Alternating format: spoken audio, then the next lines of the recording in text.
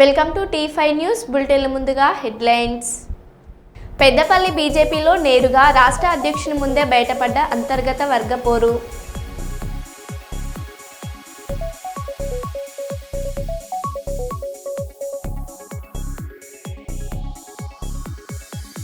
కరీంనగర్ విశ్వ బ్రాహ్మణ సంఘం ఆధ్వర్యంలో జయశంకర్ 91వ జయంతి వేడుకలు.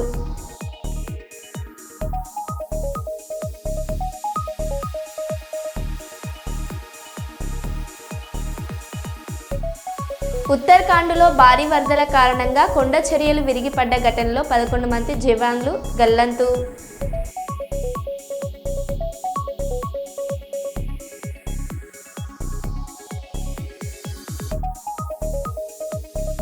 కమలాపూర్ మండల కేంద్రంలో విలేకరుల సమావేశం నిర్వహించిన మాదిగ రిజర్వేషన్ పోరాట సమితి నాయకులు.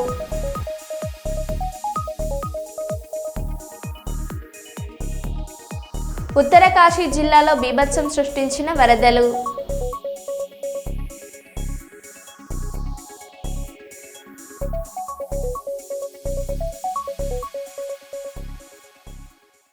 ఇక వివరాల్లోకి వెళ్తే, ఉపాధ్యాయుల సమస్యలు పరిష్కరించాలని ఉపాధ్యాయ సంఘాల పోరాట కమిటీ యూఎస్పీసీ ఆధ్వర్యంలో జిల్లా కలెక్టర్ కార్యాలయం ముందు ధర్నా చేపట్టారు. ఈ సందర్భంగా వారు మాట్లాడారు. వ్యవస్థను అవుట్ సోర్సింగ్ వ్యవస్థను తీసుకువస్తూ ఒకప్పుడు ప్రభుత్వ ఉద్యోగి అంటే ఉద్యోగం చేస్తాడు, తర్వాత ఆఫ్టర్ రిటైర్మెంట్ తర్వాత ఉంటుంది, ఒక ప్రశాంతమైన జీవితము గడపవచ్చు అనే ఉద్దేశంతో ఉద్యోగిగా రిటైర్మెంట్ అయిన తర్వాత ఎటువంటి భద్రత లేకుండా చేసి 2004 నుండి దాదాపు 21 సంవత్సరాలుగా మనము యుఎస్పీఎస్ పక్షాన ఉపాధ్యాయ సోదరులకు అందరికీ కూడా తెలంగాణ గెస్టెడ్ నాన్ గెస్టెడ్ ఉపాధ్యాయులు అండ్ ఎంప్లాయీస్ పెన్షనర్ల సంఘం తరఫున జేఏసీ తరఫున అందరికీ కూడా ఉదయాభినందనాలతో ఈరోజు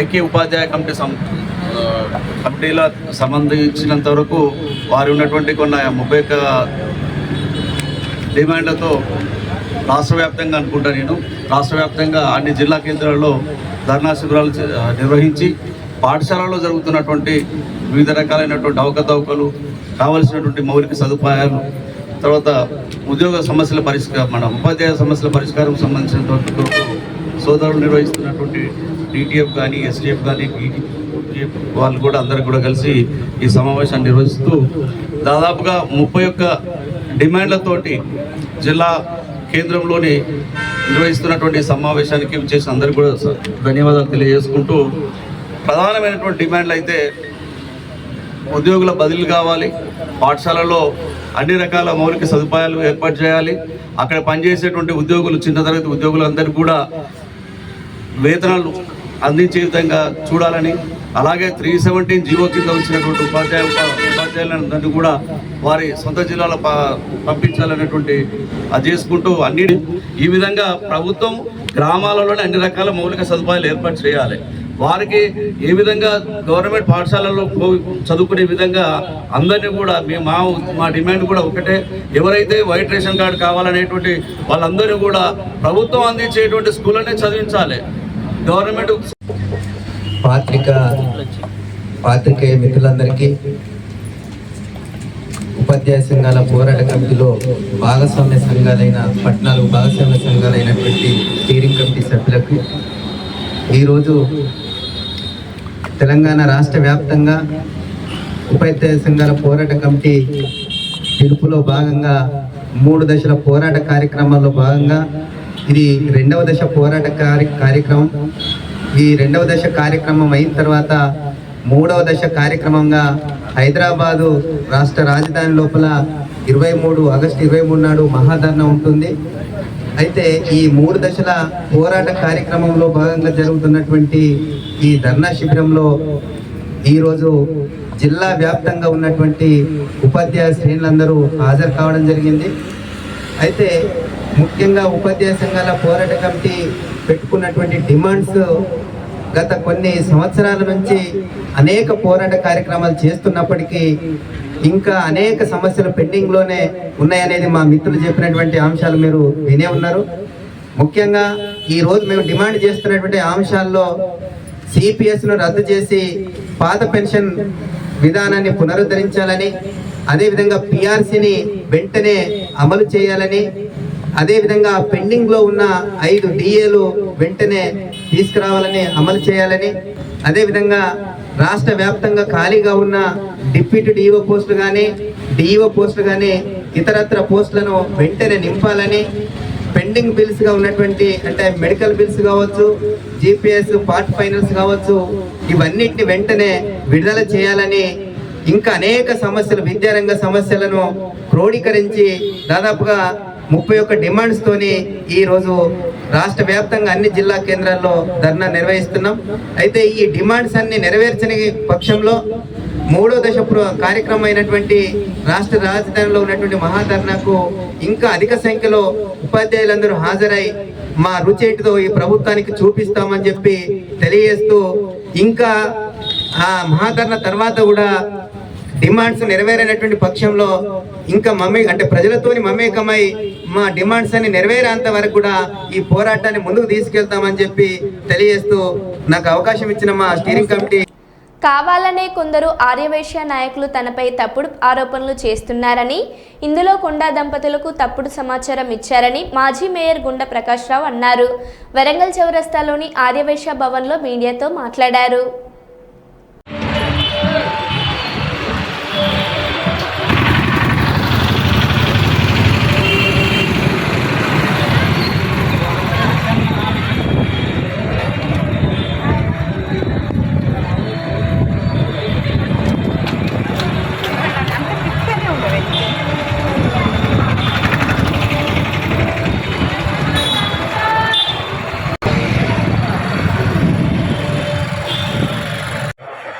నమస్తే భాయ్. దాదా మీతో పాటు నేను కూడా డబ్బులు ఇస్తా అంటే తీసుకోండి.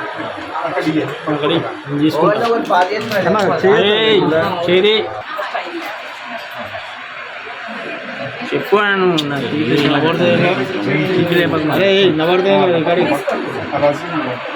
తీసే వాయిస్ అరే లోపడి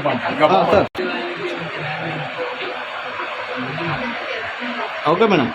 ఓకే ఓకే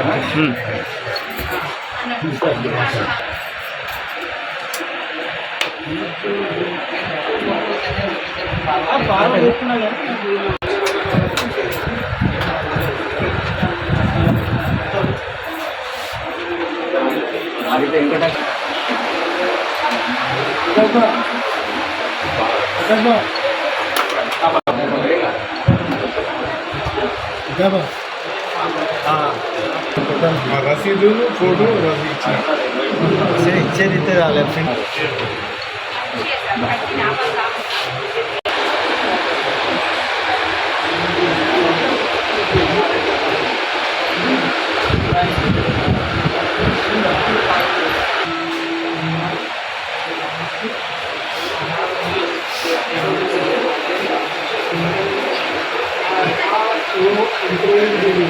అప్రిషియేషన్ చేసేది బదులు నేను లేనిది ఇది దాన్ని ఒక సాగుగా తీసుకొని ఈ విధంగా చేయటం ఎంతవరకు న్యాయం?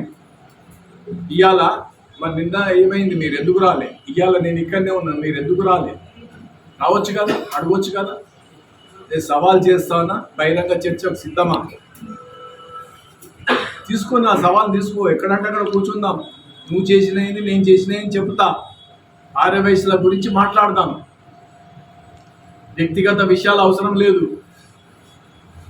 కాబట్టి మిత్రులారా, ఈరోజు దీన్ని ఇంకా ఒక అభివృద్ధి తీసుకొచ్చే సాత్రం నీది ఏంటి పరిస్థితి?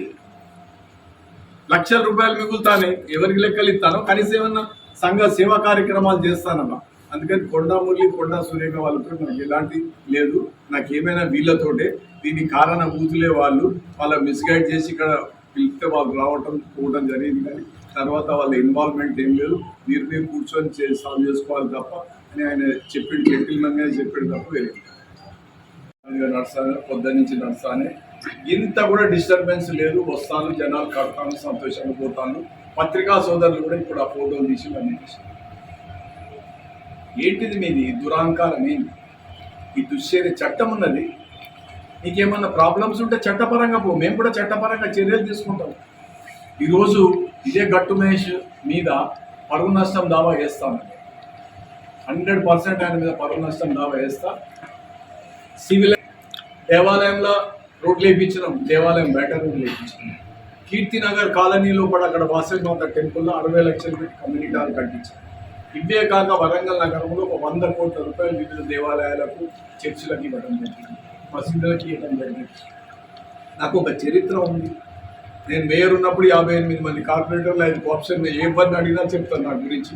ఇక్కడ పత్రికా సోదరులకు కూడా తెలుసు, ఇప్పటికీ నా చర్చ జరుగుతుందనే విషయం. ఏది లేదు ఇక్కడికి వచ్చి కూర్చొని భయభ్రాంతులకు గురి చేసి దుర్భాషలు ఆడి ఖండిస్తున్నా. ఇప్పటికైనా మీలో మార్పు రావాలి, లేకపోతే మాత్రం తప్పనిసరిగా కఠిన చర్యలు తీసుకుంటాం చట్టపరంగానే తెలియపరుస్తున్నా. మిత్రులారా, ఈరోజు పట్టణ ఆర్యవేశ్య సంఘం తరఫున అనేకమైన కార్యక్రమాలు నా దగ్గర రికార్డ్స్ ఉన్నాయి. నోటి మాటలు చెప్పుడు కాదు. పెళ్ళి అయితే ఇస్తాను, మీ అందరికీ తెలుసు, ఎన్నిసార్లు పేపర్లలో మీరు ప్రకటించారు. హన్మకొండ జిల్లా కమలాపూర్ మండల కేంద్రంలో విలేకరుల సమావేశం నిర్వహించిన మాదిగ రిజర్వేషన్ పోరాట సమితి నాయకులు. ఈ సందర్భంగా ఆంధ్రప్రదేశ్ మహాజన సోషలిస్ట్ పార్టీ రాష్ట్ర అధ్యక్షులు డాక్టర్ వైకే విశ్వనాథ్ శర్మ మీడియాతో మాట్లాడారు.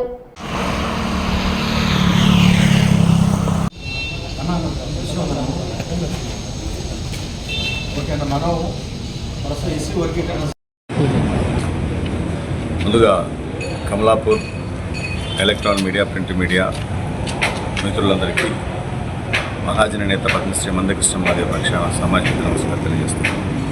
నా పేరు doctor VK Vishwanath Madiga. Mahajana socialist party Andhra Pradesh రాష్ట్ర అధ్యక్షుడిని. తెలంగాణ రాష్ట్రంలో వృద్ధుల, వితంతువుల, వికలాంగుల, అదేవిధంగా నేత, గీత, బీడీ కార్మికుల పెన్షన్ల పెంపు కార్యక్రమంలో భాగంగా గౌరవ శ్రీ మందకృష్ణ మాదిగ గారు చెప్పినటువంటి వికలాంగుల, వృద్ధుల సింహగర్జన మహాసభను జయప్రదం చేయడం కోసం ఈ రాష్ట్రంలో ఉమ్మడి వరంగల్ జిల్లా ఇన్ఛార్జిగా ఇక్కడ రావడం జరిగింది.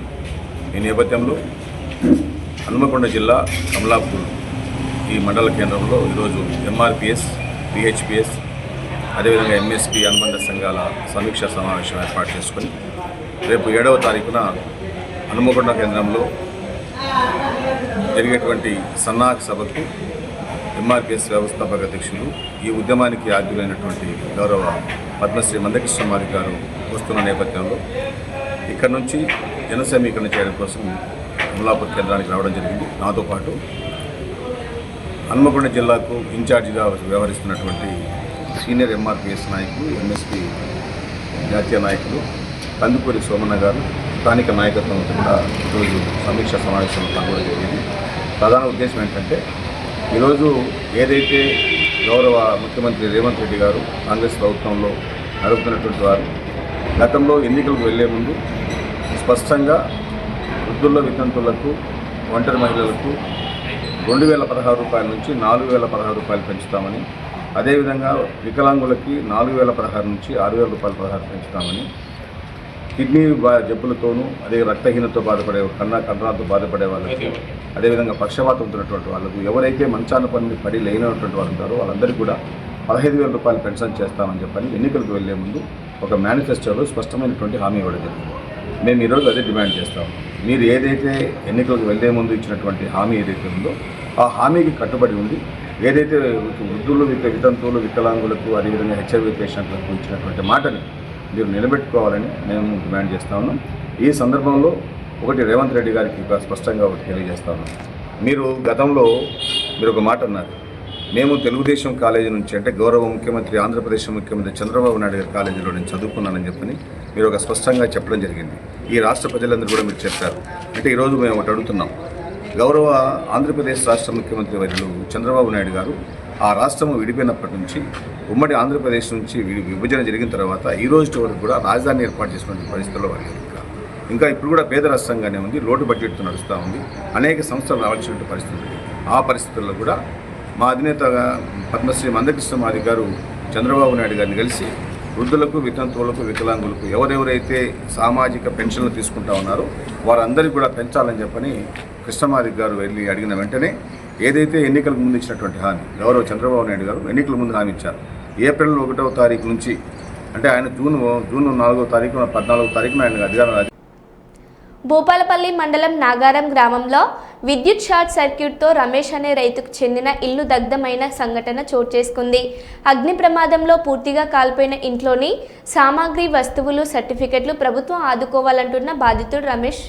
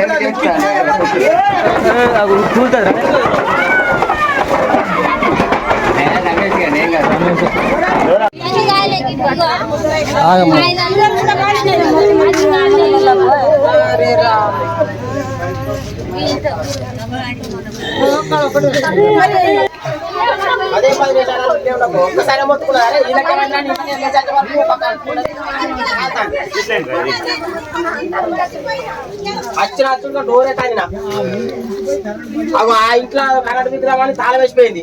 ఆ డోర్ లగచ్చలే బట్టి తాళం తలుపు.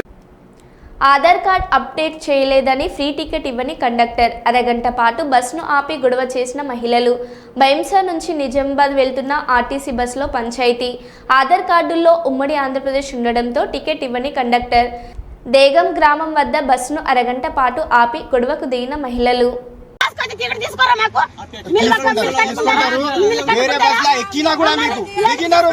नहीं जी, आंध्र भैया वो पुराना उम्मड़ी आंध्र प्रदेश था ना, उम्मड़ी आंध्र प्रदेश था ना, वो आधार कार्ड तेलंगाना का आधार कार्ड अपडेट करके चलाना है। तेलंगाना आधार कार्ड नहीं, हिंदी में बोलता हूँ, हिंदी में बोलता हूँ, तेलुगु में बोल, जब से तेलुगु में बोल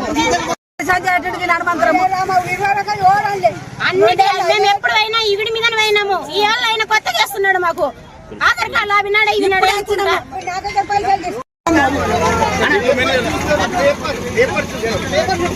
చెప్తే తెలుస్తుంది కదా.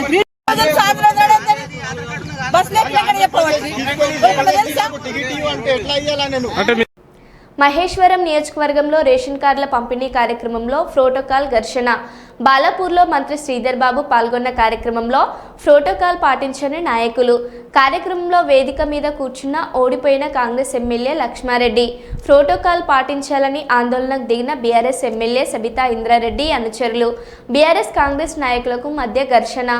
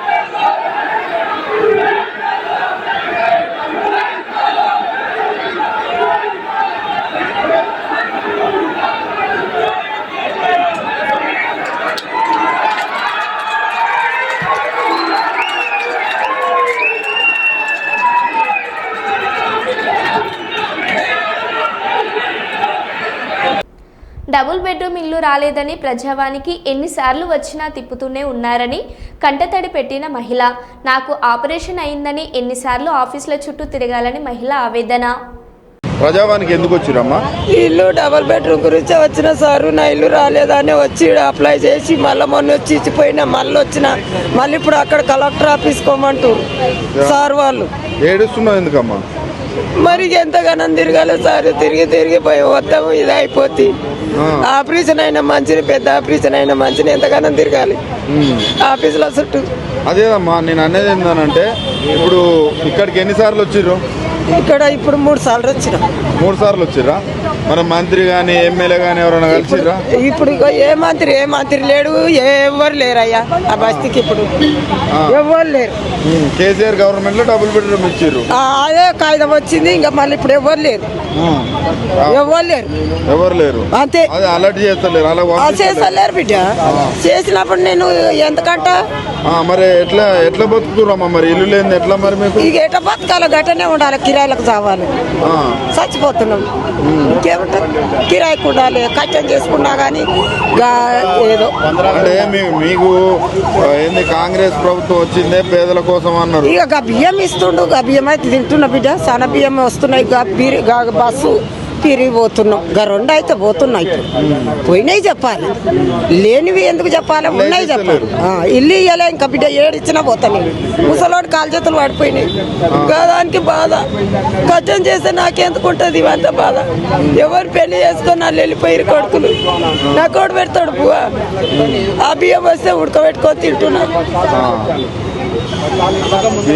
అంతే, పనులకు ఏం పోరు. ఇక చేతలు అవుతుందా, ముసలి కాలు చేయి పడిపోయాయి. 2 నెలలు పింఛన్ వస్తుందా? పింఛన్ కూడా లేదు. అప్పుడు అప్లై చేసినా రాలే, ఇప్పుడు కూడా చేసినా రాలే. హ్యాండిక్యాప్ సర్టిఫికేట్ వచ్చినా కూడా ఇస్తలేరు. మరి ఎట్లా మాట పింఛన్ రావట్లేదు, ఇటు ఇల్లు లేదు, చేయలేనైనా మాకు ఏం చేయలేదు. ఇక్కడికి వస్తే ఎమ్మెల్యేలు ఎంపీలు కలుస్తామనే కదా, మరి ఒక్కరు ఒక్క ఎమ్మెల్యే కలపాయి, ఒక సార్ కలపాయి. ఎవరిని పోయి కలవాలి, ఏం చేయాలి, ఎవరు కలవాలో కూడా తెలుస్తలేదా? తెలుస్తలేదు. ఎన్నిసార్లు వచ్చారు ఇక్కడికి? ఇప్పుడు వీడికి 3 సార్లు వచ్చినాం అంతే. 3 సార్లు? 3 సార్లు ఏమంటారు ఇక్కడ మళ్ళీ అక్కడ? ఇప్పుడు ఏమంటుండే, ఒకసారి గట్టిగా అడిగిన. ఇప్పుడు నేను అడిగితే నువ్వు కలెక్టర్ ఆఫీస్ పోయి ఇది పెట్టమ్మా అని చెప్పి ఇప్పుడు చెప్పిండు సార్ గట్టిగా.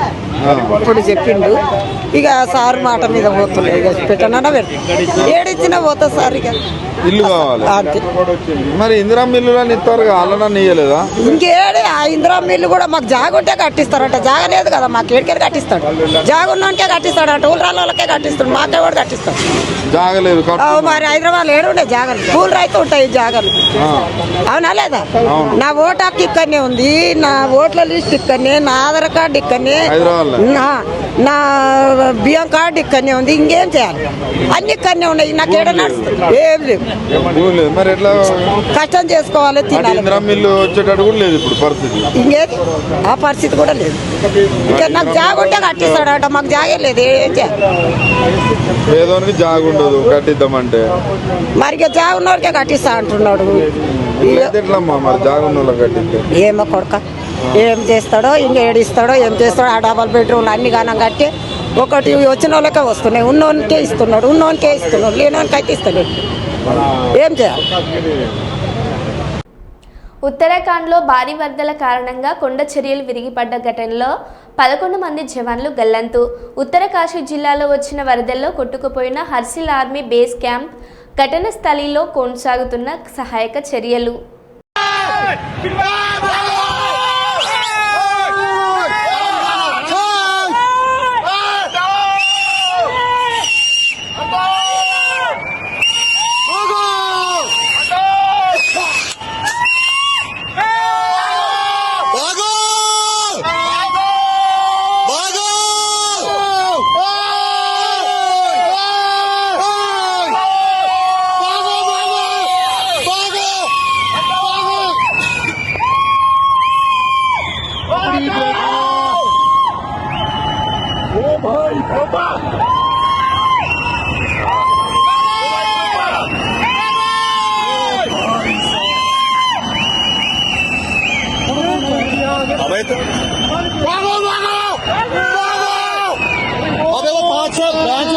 मर गए होंगे 5-6 तो बैंड चोद।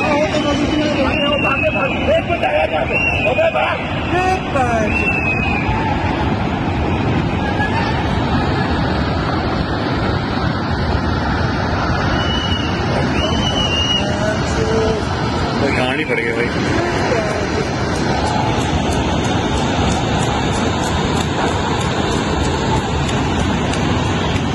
और भाई साहब हरे राम हरे राम हरे राम हरे राम हरे राम हरे राम।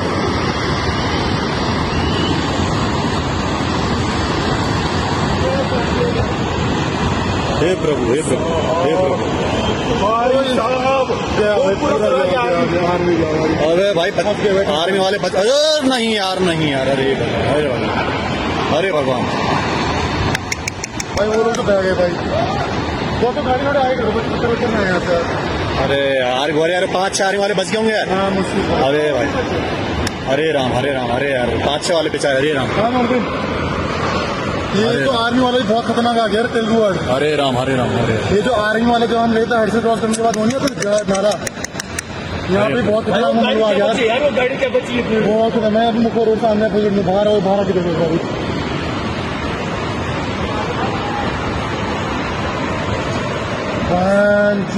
भाई क्या अरे आर्मी वाले बच्चे होंगे भगवान जाने यार। भाई चलो चलो चले थोड़ी देर।